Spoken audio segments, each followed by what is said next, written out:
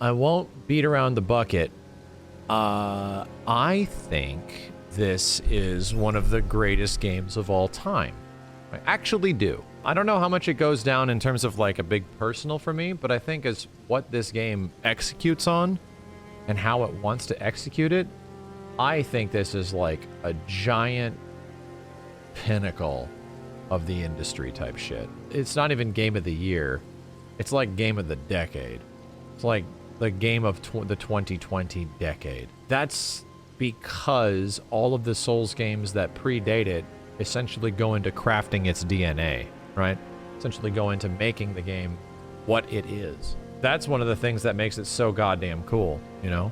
Is that it has little pieces and little tidbits of every Souls game that came before it. I know the next question you have is this better than Bloodborne? I would say yes. I think this is actually a better game than Bloodborne, with more stuff to do, more thought out, and in some places, I don't know if it's it's better executed, but I think as far as a game, yeah, I would recommend almost this over Bloodborne to a lot of people because its approachability and the way it's doing shit, you know? Do I think it's better than Bloodborne? I don't. Because Bloodborne is still, in my opinion, has so many little other elements that are just so damn cool. Funny enough, I ended up liking the story and the lore and the characters in this game quite a bit. Way more than I was anticipating.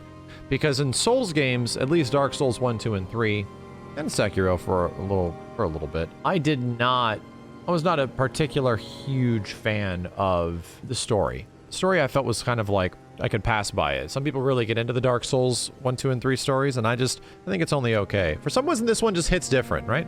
This one executes on certain ways that allow the discoverability of the giant world that you're in. So cool. Just to like learn a little bit more about what's happening or why is this guy that way or things like that. But I will say, I have never played a game where the open world and much less the outside world, right? And the inside world are so brilliantly crafted. A lot of open world games, they'll essentially have your open world. When you eventually get to like a critical point in the game, which is like a big story moment, right? Big story parts of the game, one will feel way better than the other, you know? Like one part of the game will feel really great and the other part will feel lacking. I definitely do not think that is the case with this game. I think once again, the dungeons and the level design is absolutely like FromSoft Mastercraft. The thing that makes Souls games isn't the combat, you know, and the graphics or stuff like that. It's the level design. Level design makes FromSoft games so amazing.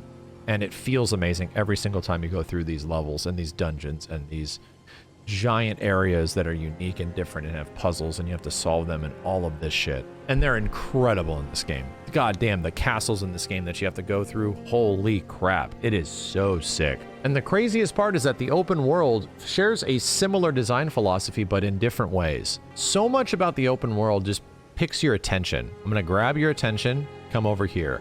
I'm gonna grab your attention, come check this out. You saw that? Go look at that. And I honestly tell people, if you are running around the map for more than 30 seconds and something weird or interesting hasn't happened, well, something weird or interesting happens like every 30 seconds. That almost seems really specifically designed between some enemy placements that lead you from one place to another, between tips or hints that are left across the world or the map in some way or direction.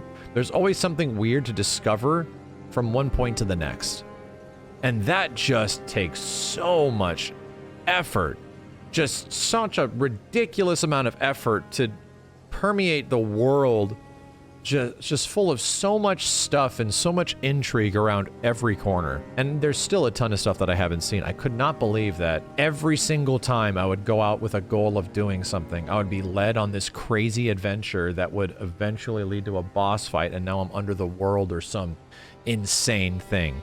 Once again, I didn't get the feeling that I was like missing out in this game. I really didn't. I just wanted to discover stuff because I felt during my playthrough that as I was playing and realizing how incredibly fun this is, and I've really never played a game like this that just keeps doing this over and over for so many 10s and 20 and 30 and 40 hours, I wanted that experience to last. I did. So I didn't want to, I didn't want that feeling like, man, I wish I can go through my first run of Elden Ring again and go through all that exploration. I feel like my first run, I enjoyed the shit out of it. And it was 140 hours. 140 hours of just running around, going on quests, going through the environments, discovering things, going left and right, and it's absolutely insane. Getting your money's worth is almost like funny to say that, because this game feels like this game should cost $120. And it's not even that it takes a long time, right? It's not even that like, oh, the game's long. No, it's the fact that like those hours are quality hours. Those hours usually are filled with nothing but adventure or discovery or new enemies, new items, new places, new things that the environment and the game is throwing at you. All the time. I personally feel that Elden Ring is a magnum what's it called? Magnum opus? It is their absolute pinnacle of like all of their games put together. Again, I don't think it is better than Bloodborne on a personal level, but I can separate my personal review from my critical review. And critically, this game it's going to win Game of the Year this year, the next year, and the few years after that. At Game Awards this year, it's going to win Game of the Year for Best Racing Game. It's going to win Game of the Year for Best Fighting Game. It's going to win Game of the Year for Best Family Game, Best Party Game. It's going to win Best Nintendo Switch Game of the Year. It will win every Game of the Year for so goddamn long. The only thing that could lead it to a point of contention is if Breath of the Wild 2 comes out towards the end of the year. And even this game is heavily, like, obviously, I don't think this game would exist without games like Breath of the Wild, but I do think there will be, this game sets a new standard. I don't want other companies to try to do what this game does. I don't. I don't think other games should try to do what Elden Ring does with its open world, because the thing that you're probably seeing on a surface level and doesn't like immediately hit your brain, this is the stuff that your brain recognizes it but you don't, is so much of the world's crafting is made with the gameplay design elements of Souls games, which is literally the Mastercraft industry standard of like the greatest shit there is in this industry, which is like Souls level design. And they do that with the open world. They actually do this with the open world itself. I don't think other open world games should try to be like Elden Ring. And I also don't think that like if another Bloodborne were to exist, should another Bloodborne do this? Should the next Bloodborne be crazy ass open world? No, I don't think so. I think Bloodborne should just execute, if there is another one, execute more on what made Bloodborne so good and just expand on that.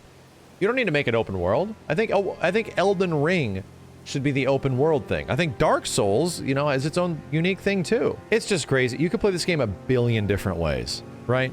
Like there's so much crazy stuff that can happen in permutations of mechanics on mechanics that the Emergent, like, and I describe Emergent gameplay as like mechanics and systems coming together in unique and unexpected ways, you know? Like the perfect example is I saw somebody had a bleed weapon. They stabbed themselves with a bleed weapon and then casted like a healing spell, and it caused the character to go in this crazy glitchy like stun state all the time, even when doing emotes. Or like constantly in this ever cycle loop of like taking damage and recovering damage. Like it's hilarious.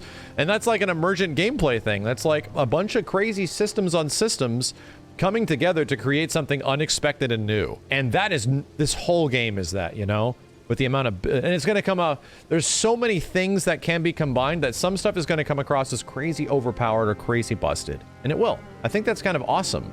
I think it's kind of cool that so many things can essentially take place on a player-to-player basis, which is what makes this game really fun to watch, to see how people are approaching the game differently. And that approach, I think, is done really well as well, because the game, the one thing that always made Souls games really challenging is that they are essentially linear. You have to get past this boss to progress the story. You have to get past this area and this area to go forward. So, and you're stuck, right? You can't do anything about that. And this game is different. You can just skip giant segments of the game and just move forward if you want. You can go to one place on the map and level up a whole bunch more, go to another, level up a whole bunch more, come back and just do it. Make that boss absolutely trivial if you want to. And the same thing with like summons and ashes, right? Like even at one point I was using a lot of summons and figuring out which ones were good. I wasn't going mimic tier. But one point stopped using it because I wanted to enjoy some fights a little bit more. I actually wanted to experience some of the crazy battles that we're in. And I enjoyed that. I'm actually glad that, because there was a point where I felt like some of the bosses die a bit too fast for my personal tastes. And it's cool. It's cool that you can have another run where you just don't use any summons, right? You don't ever bring in summons to help you out. It's great that the game has that approachability. It is. I think it'll be very hard to top this. I think Elden Ring will become a franchise. I think it will become a series that they go on and make more games in the future. Bandai Namco does not scoff at like, what, 12 million copies sold in like less than a month. The game has a huge amount of people that are now exposed to... I have friends that, you know, never play Souls games and they're just obsessed with this shit. They just love it. They absolutely love it. And it's like, oh, well... getting the taste of it, you know? I gush about this game. I think it's one of the greatest games ever made. I truly do. I really think it's... there's a reason the word of mouth exists. The combat is not perfect, but the world and the level design is what carries FromSoft games, and it shines throughout this game. Absolutely does. I wish I could play... I wish I could just start up again and just run to this church and just begin the whole thing all over again. But there's so many other games that are coming out right now that it's insane, and I just can't. My critical score for the game is like a 10 out of 10. I think it's easily one of the greatest games ever and will be a hugely influential game on the industry going forward. And my personal score is also a 10 out of 10. Although it doesn't beat Bloodborne in terms of some execution and some things that I just personally love about Bloodborne so much. I can't believe this game exists. In the day and age where single-player games and monetization exist the way it does with these big companies, I don't believe that they pumped out this in the industry in the state it's in. I don't believe it. And it's doing remarkably well as a result.